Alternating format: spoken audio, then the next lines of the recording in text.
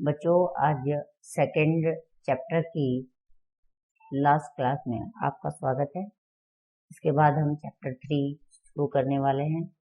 तो chapter second का आपका 7th पॉइंट है आज मूल बातें। मूल बातों के विषय में मुझे जो है आपको बताना है। मूल बातों में हम कई चीजों पर चर्चा करेंगे, जैसे कि अभिलेखों का अर्थ कैसे निकाला जाता है। इसमें हम देखेंगे कि अभिलेख जो इतनी बड़ी संख्या में मिले हैं, मौर्य साम्राज्य के हों चाहे उसके बाद के हों, तो उनका अर्थ कैसे निकाला गया है। अभी देखते हैं कि अभी तक हमने इन बातों के अलावा अन्य बातों के अलावा अभिलेखों के अंशों के बारे में अध्ययन भी किया है कि इतिहासकारों को यह कैसे ज्ञात होता है कि अभिलेखों पर क्या लिखा है। अब ये बात जानने के लिए हमें नेक्स्ट पृष्ठ की ओर रुख करना पड़ेगा, जिस पर हम देखते हैं कि प्रारंभ में ही पृष्ठ संख्या 46वें पेज पर दिया हुआ है ब्राह्मी अशोक का एक अभिलेख दिया है। अशोक का एक अभिलेख देखिए, अशोक के अधिकांश अभिलेख जो हैं वो प्राकृत भाषा में हैं। तो ये पूरा का पूरा अभिलेख आप देख सकते हैं। फिलहाल समझ में नहीं आएगा क्योंकि अभी इन चिन्हों का अर्थ पता नहीं है। 7.1 में देख लेते हैं कि ब्राह्मी लिपि का अध्ययन।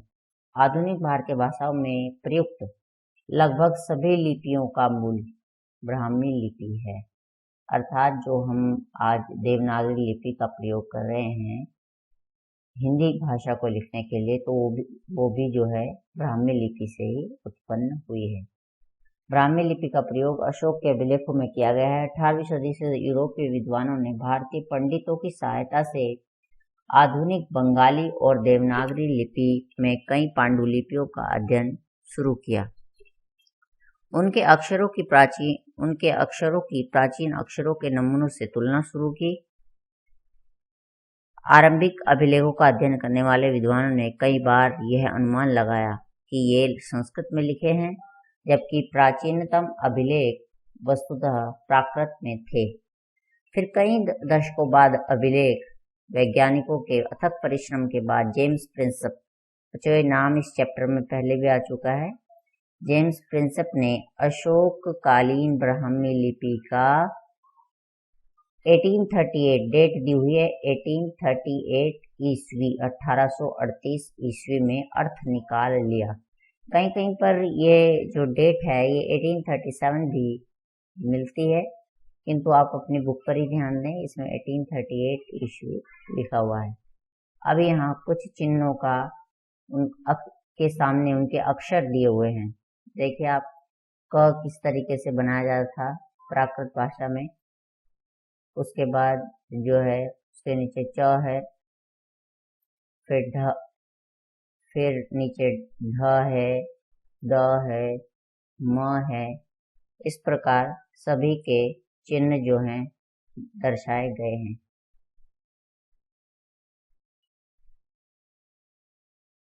खरोष्ट 7.2 में देखते हैं कि खरोष्टी लिपि को कैसे पढ़ा गया। पश्चिमोत्तर भारत के अभिलेखों में प्रयुक्त खरोष्टी लिपि के पढ़े जाने की कहानी अलग है। अर्थात भारतीय उपमहाद्वीप का जो पश्चिमोत्तर हिस्सा था, उसमें जो अशोक के अभिलेख मिले हैं वो खरोष्टी लिपि में है। अब उन्हें पढ़े जाने की कहानी कुछ अलग है, क्योंकि इस क्षेत्र में शासन करने वाले हिंदी यूनानी राजा जो लगभग द्वितीय से प्रथम शताब्दी ईसा पूर्व तक रहे थे, उनके द्वारा बनवाए गए सिक्कों से जानकारी हासिल करने में आसानी हुई। देखिए, उन्होंने अपने सिक्कों पर खरोष्टी लिपि में कुछ लिखवाया, जिससे कि इस क्षेत्र के अभिलेखों को पढ़ने में आसानी हुई। इन सिक्कों में राजाओं के नाम यूनानी और खरोष्टी लिपि में लिखे गए हैं। देखिए, लिपियां पढ़ ली गई हैं, जैसे कि यूनानी लिपि पढ़ ली गई है। यूनानी भाषा पढ़ने वाले यूरोपीय विद्वानों ने अक्षरों का फिर बाद में मेल किया। उदाहरण के तौर पर दोनों लिपियों में अपोलोडोटस का नाम लिखने में एक ही प्रतीक, मान लीजिए प्रयुक्त किया गया है, अर्थात खरोष्ठी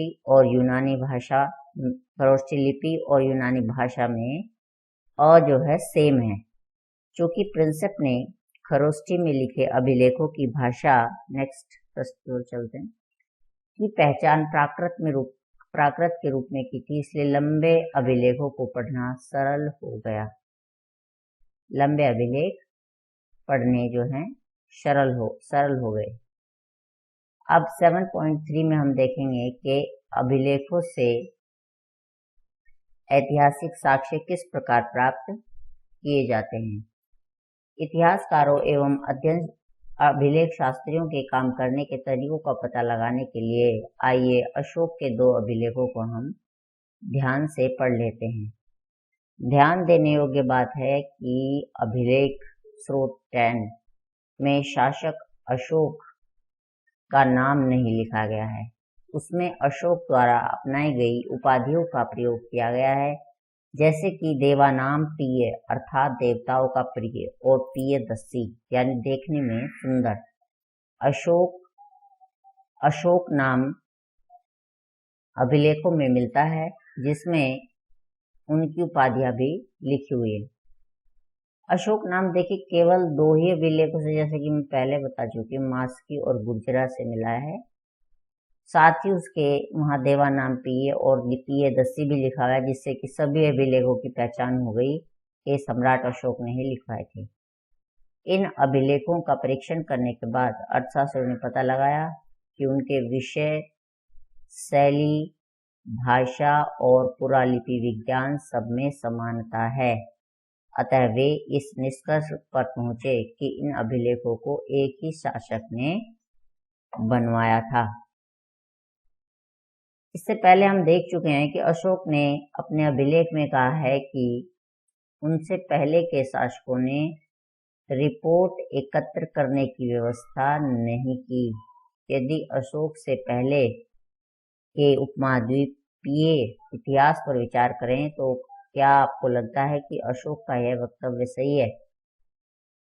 इतिहासकारों को बार बार अभिलेखों में लिखे कथनों का परीक्षण करना पड़ता है। देखिए बार बार उन्हें जांचना पड़ता है कि सही है या ऐसे ही कुछ बढ़ाकर प्रस्तुत किया गया है,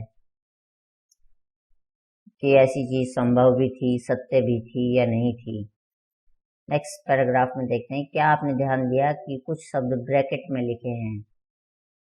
कुछ शब्दों को ब्रैकेट में लिखा गया है। अभिलेख शास्त्री प्राय वाक्यों के अर्थ स्पष्ट करने के लिए ऐसा करते हैं। यह बड़े ध्यान से करना पड़ता है, जिससे कि लेखक का मूल अर्थ बदल ना जाए, यानी कि जो लिखा हुआ है उसका मूल अर्थ कहीं ऐसा ना हो कि बदल जाए। इतिहासकारों को और भी परीक्षण करने पड़ते हैं। यदि राजा के आदेश यातायात मार्गों के किनारे और नगरों के पास प्राकृतिक पत्थरों पर उत्कीर्ण थे, तो क्या वहां से आने जाने वाले लोग उन्हें पढ़ते थे? पढ़ने के लिए उस स्थान पर रुकते भी थे या नहीं थे? अधिकांश लोग प्राय पढ़े लिखे नहीं थे। ये सब जो है अभिलेख से संबंधित हम देखते हैं। इसके बाद नेक्स्ट पृष्ठ पर चलते हैं। पाटलिपुत्र में प्रयुक्त प्राकृत उपमहाद्वीप में सभी स्थानों पर लोग समझते थे, अर्थात प्राकृत भाषा सभी लोगों द्वारा पाटलिपुत्र में जो प्रयोग की गई थी वो समझी जाती थी। क्या राजा के आदेशों का पालन किया जाता था? देखिए क्वेश्चन मार्क है। इन प्रश्नों के उत्तर पाना सदैव आसान नहीं होता। इनमें से कुछ समस्याओं के प्रमाण हमें अशोक के अभिलेख में मिलते हैं। स्रोत 11, जिसकी व्याख्या प्राय अशोक की वेदना के प्रतिबिंब के रूप में की जाती है। साथ ही यह युद्ध के प्रति उनकी मनोवृत्ति में परिवर्तन को भी दर्शाता है, जैसा कि हम आगे पढ़ेंगे। यदि हम अभिलेख के शाब्दिक अर्थ के परे समझने का प्रयास करते हैं तो परिस्थिति और भी जटिल हो जाती है। यानी कि शाब्दिक अर्थ जो दिया हुआ है शब्दों का, उनसे अलग यदि कुछ सोचने की हम प्रक्रिया का पालन करते हैं तो स्थिति और भी जटिल हो जाती है। हम अर्थात अभिलेख शास्त्री। यद्यपि अशोक के अभिलेख आधुनिक उड़ीसा से प्राप्त हुए हैं, लेकिन उनकी वेदना को परिलक्षित करने वाला अभिलेख वहां नहीं मिला है। देखिए कहा गया है कि कलिंग युद्ध के पश्चात सम्राट अशोक ने घोर वेदना का जो है उन्होंने अपने आप को महसूस किया था, लेकिन उसे वेदना को प्रकट करने वाला कोई अभिलेख नहीं मिला है। इसका हम क्या अर्थ लगाएं? क्या राजा की नव विजय की वेदना उस क्षेत्र के लिए इतनी दर्दनाक थी कि राजा इस मुद्दे पर कुछ कह भी ना सका, मौन रहा?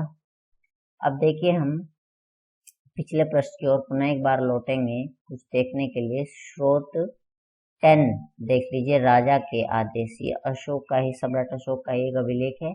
राजन देवा नाम पियदस्सी, ये क्या कहते हैं? देखिए इसमें दी गई है कि अतीत में मसलों को निपटाने और नियमित रूप से सूचना एकत्र करने की व्यवस्थाएं नहीं थी, लेकिन मैंने निम्नलिखित व्यवस्था की है।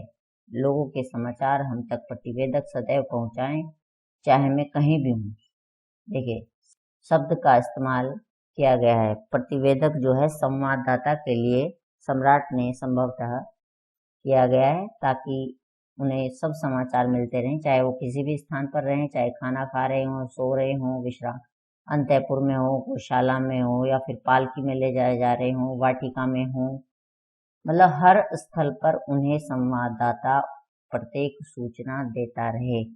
इतनी सम्राट अशोक जो हैं अपने जो संवाददाता थे उनसे आशा व्यक्त करते हैं। नेक्स्ट हम देख लेते हैं नीचे की तरफ के कुछ हिंद यूनानी शासक मेनांडर का एक सिक्का दिया हुआ है। इस पर देखिए शासक की आकृति बनी हुई है, मुख आकृति पर आप देख सकते हैं, और ये लिपि में लिखा हुआ है। संभवतः यूनानी लिपि में शासक का नाम रहा हो, और ये पीछे की ओर उस पर कुछ अलग आकृति अंकित है और लिपि में भी कुछ लिखा गया है। देखिए इस पूरा का पूरा लिपि का वर्क है। नेक्स्ट स्रोत 11 में राजा की वेदना देखते हैं। जब देवानाम पियदस्सी अर्थात देवताओं को प्रिय और सुंदर मुख वाले राजा ने अपने शासन के 8 वर्ष पूरे किए, तो उन्होंने कलिंग पर विजय प्राप्त की।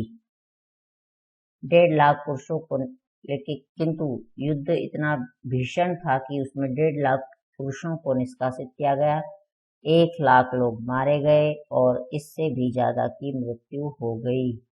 कलिंग पर शासन स्थापित करने के बाद देवानामप्रिय धम्म के गहन अध्ययन, धम्म के स्नेह और धम्म के उपदेश में डूब गए।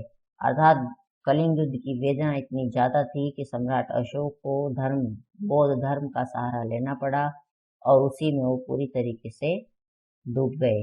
यही देवानामप्रिय के लिए कलिंग की विजय का पश्चाताप था। पश्चाताप तभी किया जब वो पूरी तरीके से बौद्ध धर्म में जनता की सेवा में लग गए। और लास्ट में दिया हुआ है कि देवानामप्रिय के लिए यह बहुत वेदनादायी और निंदनीय है कि जब कोई किसी राज्य पर विजय प्राप्त करता है तो पराजित राज्य का हनन होता है, वहां लोग मारे जाते हैं और निष्कासित किए जाते हैं। संभवतः यह राजा की सबसे बड़ी विजय रही होगी, इसीलिए इसमें इतना महाविनाश हुआ और जिसकी वेदना ने सम्राट अशोक जैसे व्यक्ति को बौद्ध धर्म ग्रहण करने के लिए विवश कर दिया।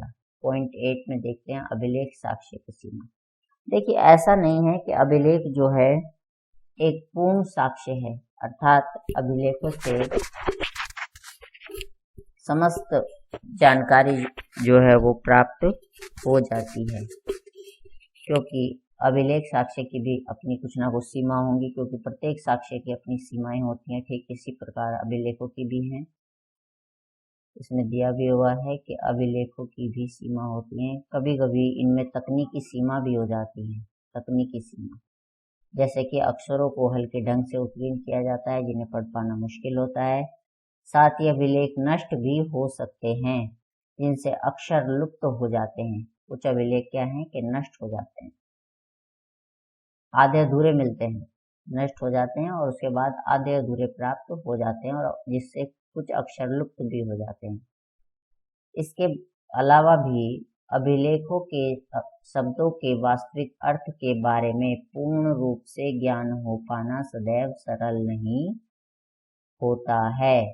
अर्थात ये बिल्कुल 100% श्योरिटी नहीं है कि अर्थ बिल्कुल सही ही है, क्योंकि कुछ अर्थ किसी विशेष स्थान या समय से संबंधित होते हैं। यदि आप अभिलेख के शोध पत्रों को पढ़ें, इनमें से कुछ का उल्लेख काल रेखा 2 में भी किया गया है, तो आप पाएंगे कि विद्वान उनके पढ़ने की वैकल्पिक विधियों पर चर्चा करते रहते हैं। नेक्स्ट पैराग्राफ में देख लेते हैं कि यद्यपि कई हजार अभिलेख प्राप्त हुए हैं, कई हजार, मान लीजिए कई हजार अभिलेख अभी तक मिल चुके हैं, लेकिन सभी के अर्थ नहीं निकाले जा चुके हैं और न ही सभी के अर्थ जो है प्रकाशित किए गए हैं या उनका अनुवाद ही किया गया है। इनके अतिरिक्त और अनेक अभिलेख रहे होंगे जो कालांतर में सुरक्षित नहीं बचे हैं। देखिए, कई हजार तो प्राप्त हो चुके हैं और उसके अलावा कई बहुत ज्यादा बड़ी संख्या ये एक व्यक्त की जाती है अभिलेख शास्त्रियों की तरफ से कि संभवतः इससे अधिक संख्या रही होगी जो अब नहीं है, नष्ट हो चुके हैं जो अभिलेख। नेक्स्ट पैराग्राफ में देखते हैं कि इसके अतिरिक्त एक मौलिक समस्या भी है, अर्थात एक मूल समस्या भी है। अब समस्या क्या है? यह जरूरी नहीं है कि जिसे हम आज राजनीतिक और आर्थिक रूप से महत्वपूर्ण मानते हैं उन्हें अभिलेखों में अंकित किया ही गया हो। उदाहरण के तौर पर खेती की दैनिक प्रक्रियाएं और रोजमर्रा की जिंदगी के सुख साधन, सुख दुख का उल्लेख अभिलेखों में नहीं मिलता। अर्थात राजा के बारे में तो सारी जानकारी मिल जाती है, किंतु खेती की दैनिक प्रक्रियाएं, रोजमर्रा की जिंदगी अर्थात रोजमर्रा का जीवन लोग किस प्रकार से बिताते थे, ये जानकारी प्राय सुख दुख आदि जानकारी एक बहुत ही सीमित दायरे में बंधी हुई है, क्योंकि अभिलेख बड़े और विशेष। नेक्स्ट प्रश्न पर चलते हैं। अवसरों का वर्णन करते हैं। इसके अलावा अभिलेख हमेशा उन्हीं व्यक्तियों के विचार व्यक्त करते हैं जो उन्हें बनवाते थे। देखिए, अभिलेख निश्चित रूप से तो बात सही है कि जिन्होंने अभिलेख बनवाए उनके ही विचारों का वहां प्रदर्शन है। इसलिए इन अभिलेखों में व्यक्ति विचारों की समीक्षा अन्य विचारों के परिप्रेक्ष्य में करनी होगी ताकि अपने अतीत का बेहतर ज्ञान हो सके। अब नेक्स्ट एक हमारे पास पैराग्राफ बचा हुआ है जिसे हम कह सकते हैं कि एक इम्पोर्टेंट पैराग्राफ होता है। देखिए, ब्लू उसमें शाही में जितने भी आपके पास पैराग्राफ आते हैं, चाहे वो अध्याय के प्रारंभ में हो या अंत में हो, वो अत्यंत महत्वपूर्ण होते हैं, उन्हें आवश्यक रूप से पढ़ना चाहिए। इसमें देखते हैं कि राजनीतिक और आर्थिक इतिहास का पूर्ण ज्ञान मात्र अभिलेख शास्त्र से ही नहीं मिलता। राजनीतिक और आर्थिक इतिहास का पूर्ण ज्ञान मात्र अभिलेख शास्त्र से ही नहीं मिलता। साथ इतिहासकार प्राय प्राचीन और नवीन अर्थात दोनों प्रकार के प्रमाणों पर आशंका व्यक्त करते हैं। 19वीं सदी के आखिरी दशकों में और 20वीं सदी के प्रारंभ में इतिहासकार प्रमुख रूप से राजाओं के इतिहास में रुचि रखते थे, अर्थात जो आधुनिक काल है। 20वीं सदी के मध्य से आर्थिक परिवर्तन भी शुरू हो गए थे, विभिन्न सामाजिक समुदायों का उदय भी हो चुका था, तो वो विषय महत्वपूर्ण बन गए थे। हाल के दशकों में ऐसे समुदायों के प्रति इतिहासकारों की रुचि बढ़ी है जो सामाजिक हाशिए पर रहे हैं। अर्थात अब यह हर युग में देखिए एक परिवर्तन तो आता ही है। अब एक परिवर्तन यह आ गया है कि जो व्यक्ति या जो लोग फिलहाल सामाजिक हाशिए पर हैं उनकी ओर लेखकों का ध्यान आकर्षित हुआ है। संभवतः प्राचीन स्रोतों पर पुनर्विचार किया जाएगा और विश्लेषण की नई विधियां विकसित की जाएंगी। अभी प्राचीन स्रोतों का अध्ययन अर्थात आवश्यक है। नेक्स्ट हम क्वेश्चन आंसर में देख लेते हैं। क्वेश्चन आंसर से पहले देखते हैं, हम चित्र है 2.13। कर्नाटक से प्राप्त एक ताम्रपत्र लेख है, लगभग 6ठी शताब्दी ईस्वी का ही है। ये 6ठी शताब्दी ईस्वी अर्थात जब गुप्त काल खत्म हो गया था उसके बाद का है। ताम्रपत्र को देखिए आप किस प्रकार से एक मोटे कड़े में पिरोया गया है और इन पर लिपि अंकित की गई है। लिपि से कुछ लिखा गया है। एक मोटे कड़े में इन्हें पिरो करके सुरक्षित रख दिया गया है। ऐसी चीजें सुरक्षित मिल जाती है। काल रेखा 1 और 2 पर हम चर्चा कर चुके हैं। उसके बाद उत्तर दीजिए। क्वेश्चन आंसर में 5th क्वेश्चन बचा हुआ है। अभिलेख शास्त्रियों की कुछ समस्याओं की सूची बनाइए। अब देखिए, अभिलेख शास्त्रियों की समस्याओं की सूची पर हम अभी चर्चा कर चुके हैं, तो उसके लिए हम पुनः एक बार वापस हमें लौटना होगा कि अभिलेख शास्त्रियों की समस्याएं क्या थी। तो पॉइंट 8 में ही मिल जाता है कि अभिलेख साक्ष्य की भी सीमा थी। अभिलेख शास्त्रियों की यही समस्याएं थी जो सीमा थी। पहला तो इसमें बता दिया है तकनीकी सीमा। फर्स्ट पॉइंट जो डालेंगे वो तकनीकी सीमा होगी। तकनीकी सीमा में वही सब दिया हुआ है आपका कि अक्षरों को हल्के ढंग से उत्कीर्ण किया जाता है, इसलिए उन्हें पढ़ पाना मुश्किल होता है। कुछ अभिलेख नष्ट भी हो जाते हैं। इनके अलग अलग पॉइंट बनाने पड़ेंगे बच्चों। अभिलेख नष्ट भी हो सकते हैं, जिनसे अक्षर लुप्त हो जाते हैं। इसके अलावा अभिलेखों के शब्दों के वास्तविक अर्थ के बारे में पूर्ण रूप से ज्ञान हो पाना सदैव सरल नहीं होता, क्योंकि कुछ अर्थ किसी विशेष स्थान या समय से संबंधित होते हैं। ये सब जो है समस्याएं हैं अभिलेख शास्त्रियों की। कई हजार फिर अभिलेख प्राप्त हुए हैं, ये भी हम देख सकते हैं कि इतने बड़ी संख्या के अभिलेख जो हैं अभी तक ना तो पढ़े गए हैं, कुछ का अनुवाद ही नहीं हुआ है और कुछ सुरक्षित ही नहीं बचे हैं। फिर हम नेक्स्ट पॉइंट में ये भी देख सकते हैं कि एक और मौलिक समस्या। पहली तकनीकी समस्या के अंतर्गत कुछ पॉइंट्स आएंगे, फिर दूसरी मौलिक समस्या के अंतर्गत भी कुछ पॉइंट आएंगे। जैसे कि जिसे हम आज राजनीतिक और आर्थिक रूप से महत्वपूर्ण मानते हैं, उन्हें अभिलेखों में अंकित किया ही गया हो ऐसा जरूरी नहीं है। उदाहरण के तौर पर जैसे कि खेती की दैनिक प्रक्रियाएं, रोजमर्रा की जिंदगी के सुख दुख का उल्लेख आदि आदि। तो ये सब जो है हमारा क्वेश्चन नंबर 5 का आंसर हो जाता है। अब हम नेक्स्ट आगे देखते हैं। लॉन्ग क्वेश्चंस में आपका एक क्वेश्चन बचा हुआ है, क्वेश्चन नंबर 7, जो समझाना बाकी है। बाकी सब मैंने आपको जो है लगभग सभी क्वेश्चन मैंने आपको लगभग क्या पूरे ही क्वेश्चन मैं आपको समझा चुकी हूँ। आपको इन्हें और दोबारा से सुनना है, बेटर तरीके से समझना है, तो आप जो है दोबारा से वो वीडियो सुन सकते हैं जो मैं आपको प्रोवाइड करा चुकी हूँ। इसमें देखते हैं, क्वेश्चन पढ़ते हैं कि यह 20वीं शताब्दी के एक सुविख्यात अभिलेख शास्त्री डीसी सरकार का वक्तव्य है। डीसी सरकार ने कहा है कि भारतीयों के जीवन, संस्कृति और गतिविधियों का ऐसा कोई पक्ष नहीं है इसका प्रतिबिंब अभिलेखों में नहीं है, चर्चा कीजिए। इस पर चर्चा करनी है। वास्तव में देखिए, अभिलेखों में भारतीयों के जीवन और संस्कृति और गतिविधियों का एक बहुत अच्छा चित्र जो है वो दिया गया है। अशोक के समय में यदि देखा जाए तो सम्राट अशोक ने किस प्रकार से जो है उसमें सम्राट अशोक ने किस प्रकार से शासन को प्राप्त किया, उसके बाद उनका क्या क्या कार्यकाल रहा, क्या संबंध अन्य चीजें रही, वो सब गतिविधियां अभिलेखों से बड़े आराम से पता लग जाती हैं। जैसे कि अशोक के 13वें अभिलेख से पता लगता है कि 261 ईसा पूर्व में उन्होंने कलिंग विजय की थी।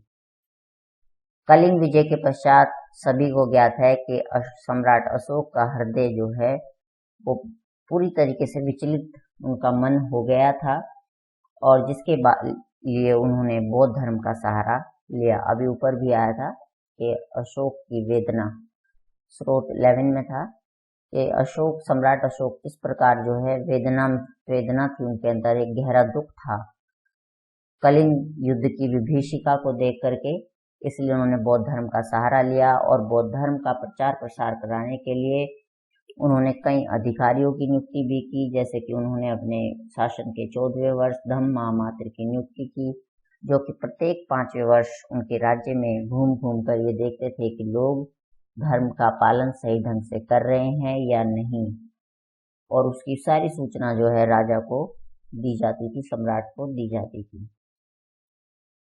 अशोक का राज्य विस्तार भी देखिए अभिलेखों से पता लग जाता है, क्योंकि लगभग संपूर्ण भारतीय उपमहाद्वीप से सम्राट अशोक के अभिलेख प्राप्त हुए हैं, जिनसे ये निश्चित हो जाता है कि इतने बड़े विशाल भूभाग पर सम्राट अशोक का जो है राज्य विस्तार था।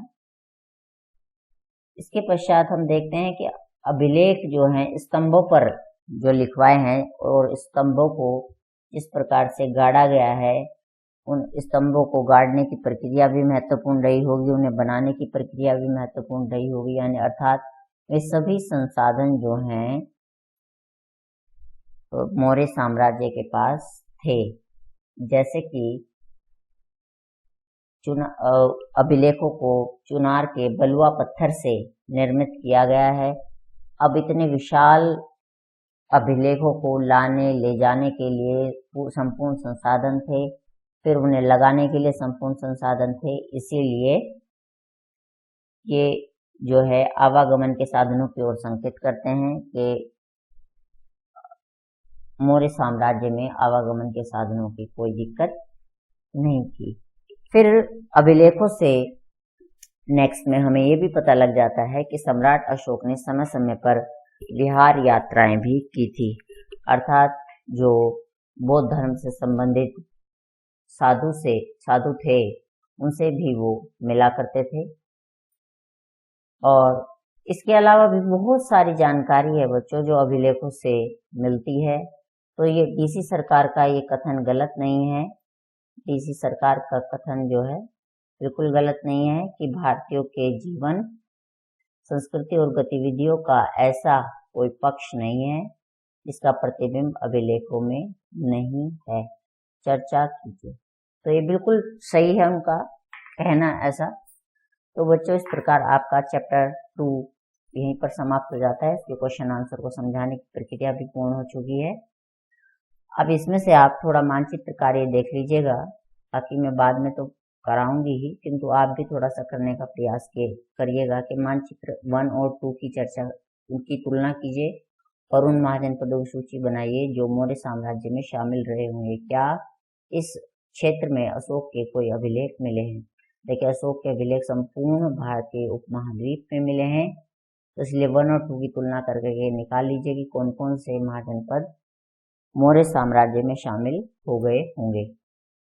अब बच्चों हम थर्ड जो चैप्टर है आपकी बुक का, हिस्ट्री की फर्स्ट बुक का, उसे कल उसका अध्ययन हम प्रारंभ करेंगे। उससे पहले मैं आपसे आशा करती हूँ कि आप ये पूर्ण जो है इस चैप्टर का कार्य आप पूरी तरीके से अच्छी तरीके से जो है कर लीजिए अपनी नोटबुक में।